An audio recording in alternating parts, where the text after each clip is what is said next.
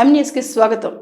ప్రముఖ ఆధ్యాత్మికవేత్త అర్తమూరు గ్రామానికి చెందిన SBSR charitable trust chairman Satti Buliswamireddy తమ సంస్థ ద్వారా ప్రచురిస్తున్న 2025వ సంవత్సరానికి చెందిన క్యాలెండర్ ను ఆర్తమూరు గ్రామంలోని వెంకటేశ్వర స్వామివారి ఆలయంలో ప్రత్యేక పూజలు చేసిన అనంతరం ఆవిష్కరించారు.